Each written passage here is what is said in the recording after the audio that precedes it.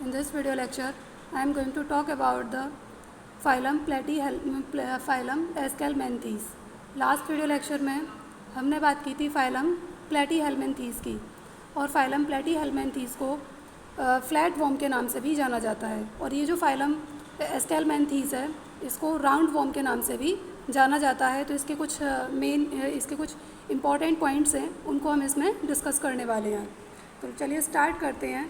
First point है इसका, they may be free living, aquatic, terrestrial और पैरासिटिक इन प्लांट्स और एनिमल्स। यानी कि ये कुछ ऐसे ऑर्गेनिजम्स होते हैं जो फ्री लिविंग होते हैं, यानी कि फ्रीली ये कहीं भी मूव करते हुए नज़र आते हैं। एक्वेटिक यानी कि पानी के अंदर रहने वाले ऑर्गेनिजम्स होते हैं। टेरेस्ट्रियल, साथ ही साथ ये लैंड पर भी अपनी लाइफ को सर्वाइव कर सकते हैं। और कैसे होते हैं? पैरासिटिक होते हैं। पैरासिटिक किसके अंदर मिलेंगे? यानी कि प्लांट्स में भी अपनी लाइफ को सर्वाइव कर सकते हैं, और एनिमल्स की बॉडी के इनसाइड या आउटसाइड ये इस तरीके से अपनी लाइफ को सर्वाइव कर सकते हैं। ठीक है, तो कैसे होते हैं? ये फ्री लिविंग होते हैं, एक्वेटिक होते हैं, टेरेस्ट्रियल होते हैं, पैरासिटिक होते हैं। पैरासिटिक यानी कि ऐसे ऑर्गेनिजम्स जो अपनी लाइफ को किसी दूसरे के ऊपर सर्वाइव करते हैं, उन्हें कहते हैं पैरासिटिक ऑर्गेनिजम्स। यानी कि ये किसको चूज़ करते होंगे? या तो प्लांट्स के ऊपर अपनी लाइफ को सर्वाइव करते हैं, या फिर एनिमल्स के ऊपर रहकर ये अपनी लाइफ को सर्वाइव करते हैं। नेक्स्ट पॉइंट है इसमें, बाईलेटरली सिमेट्रिकल, ट्रिप्लोब्लास्टिक, स्यूडोसीलोमेट। यानी कि ये कैसे होते हैं? बाईलेटरल सिमेट्री का मतलब क्या है?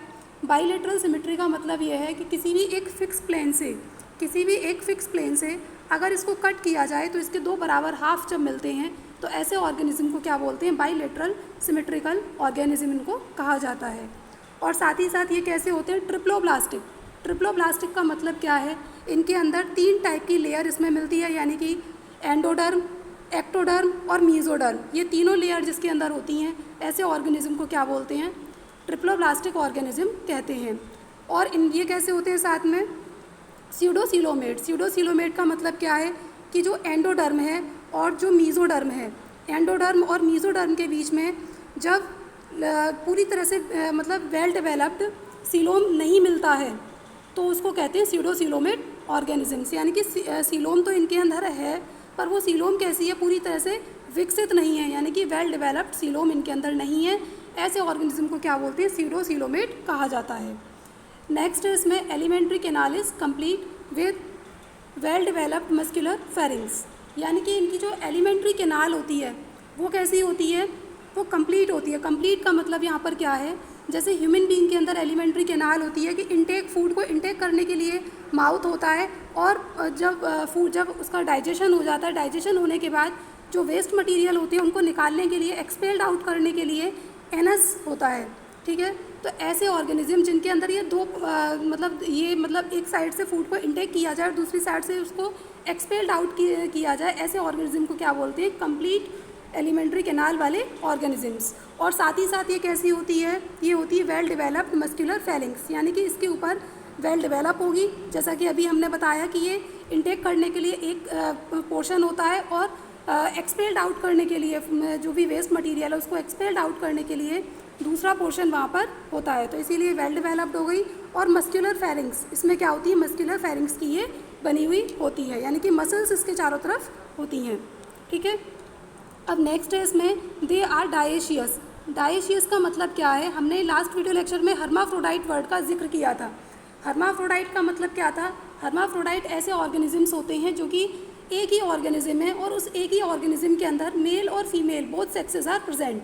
यानी कि दोनों सेक्सेस जब एक ही ऑर्गेनिज्म के अंदर प्रेजेंट होती हैं, तो ऐसे ऑर्गेनिज्म को क्या बोलते हैं? हर्माफ्रोडाइट।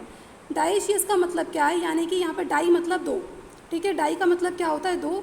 यानी कि यहाँ पर जो मेल और फीमेल है वो अलग अलग है, मेल अलग है और फीमेल अलग है। और उनको आप बाहर से ही देखकर, यानी कि उनकी जो मॉर्फोलॉजी है, यानी कि आउटसाइड स्ट्रक्चर है, उसको देखकर ही आप बता सकते हैं कि ये फीमेल है और ये मेल है। तो ये इसलिए यहाँ पर ये कैसे होते हैं? डायेशियस ऑर्गेनिजम्स होते हैं। एग्जाम्पल है इसका एस्करिस। और ये इन्हें राउंड वॉर्म क्यों कहते हैं? क्योंकि जो इनकी बॉडी है ना, वो इस तरीके से राउंड होती है, बिल्कुल ना, ऐसे करके राउंड होती है, इसीलिए इनको राउंड वॉर्म कहते हैं। जैसे कि एस्करिस है, वॉकेरिया है इसे, और इसके बाद है एनसाइक्लोस्टोमेटा। ठीक है, एनसाइक्लोस्टोमेटा, ये इसके एग्जाम्पल्स हैं। अब नेक्स्ट हम इसमें स्टार्ट करते हैं फाइलम। उस फाइलम का नेम है फाइलम एनिलिडा। ये जो फाइलम एनिलिडा है, इसके पॉइंट क्या हैं, इसमें है एक्वेटिक और terrestrial, bilateral, symmetrical, segmented with organ level, organ system level of organisation.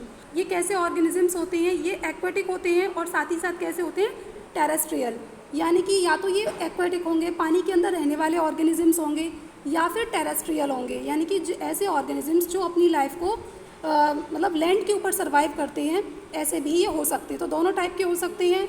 और कैसे होते हैं ये, बाइलेटरल सिमेट्री, ये जस्ट हमने अभी आपको समझाई कि किसी भी एक फिक्स प्लेन से हम उसे काटें और उसके अगर बराबर हाफ मिल रहे हैं, दो बराबर हाफ मिल रहे हैं, तो ऐसे ऑर्गेनिज्म क्या कहलाते हैं, बाइलेटरल सिमेट्रिकल कहलाते हैं।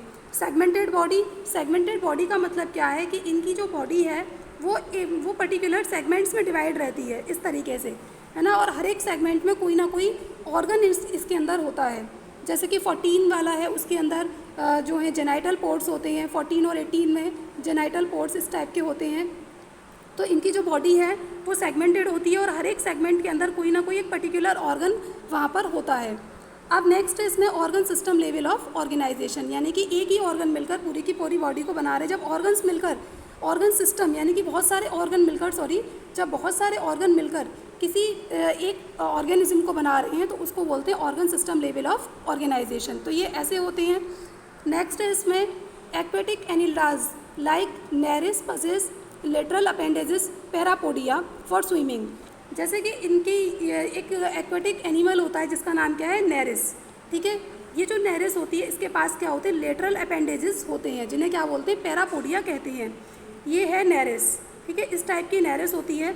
और पैरापोडिया क्या होती है, ये जो हेयर लाइक स्ट्रक्चर्स इसके आउटसाइड बॉडी पर होते हैं, इन्हें कहा जाता है पैरापोडिया।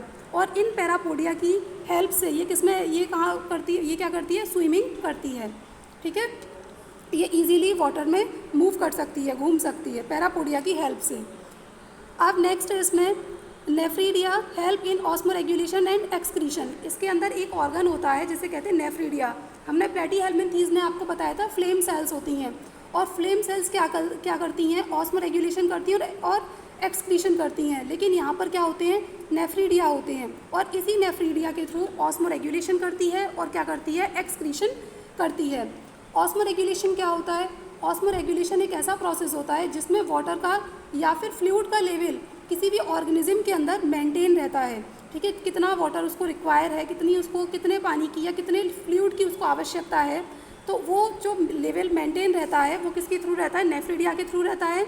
और साथ ही साथ क्या होता है इसमें, एक्सक्रीशन भी। एक्सक्रीशन आप समझ ही गए होंगे इतने टाइम से कि जो वेस्ट मटीरियल है उनको निकालने का काम भी कौन करता है, नेफ्रीडिया करता है। अब इसमें क्या है, नेक्स्ट इसका पॉइंट है, neutral system consist of paired ganglia connected by the lateral nerves to a double ventral nerve cord. यानी कि इसके अंदर क्या होता है, एक न्यूट्रल सिस्टम होता है, ठीक है, न्यूट्रल सिस्टम, और वो किस में कंसिस्ट रहता है, पेयर्ड गैंग्लिया में। अब न्यूट्रल सिस्टम का यहाँ पर मतलब ये है कि जो नर्व सिस्टम है ना वो इसके अंदर होता है, और वो जो नर्व सिस्टम है वो भी किस में कंसिस्ट रहता है, पेयर्ड गैंग्लिया में। पेयर्ड गैंग्लिया क्या होते हैं, गैंग्लिया उन्हें कहा जाता है जब काफ़ी सारी सेल्स का ग्रुप, काफ़ी सारी नर्व सेल्स के ग्रुप को क्या बोलते हैं, गैंग्लिया कहते हैं। काफ़ी सारी नर्व सेल्स के ग्रुप को गैंग्लिया कहा जाता है, ठीक है, नर्व सेल्स के ग्रुप को गैंग्लिया कहते हैं। और ये जो नर्व सेल्स के ग्रुप हैं यानी कि जो गैंग्लिया हैं वो किस साइड में सिचुएटेड होते हैं, पेरीफेरी के साइड में। पेरीफेरी क्या होती है, जैसे कि किनारा एक साइड में है ना, ये है, इसे हम कहेंगे पेरीफेरी, किसी के किनारे की तरफ, इस तरीके से पेरीफेरी की तरफ ये लगे हुए होते हैं, ठीक है। अब नेक्स्ट है इसमें, ये कैसे ऑर्गेनिज्म होते हैं, डायेशियस भी हो सकते हैं और कैसे हो सकते हैं, मोनोएशियस भी हो सकते हैं। डायेशियस का मतलब यहाँ पर क्या है, जैसे कि डायेशियस का मतलब यहाँ पर होता है कि मेल और फीमेल अलग अलग मिल रहे हैं, ठीक है, मेल और फीमेल अगर अलग अलग हैं तो उनको कहेंगे हम डायेशियस।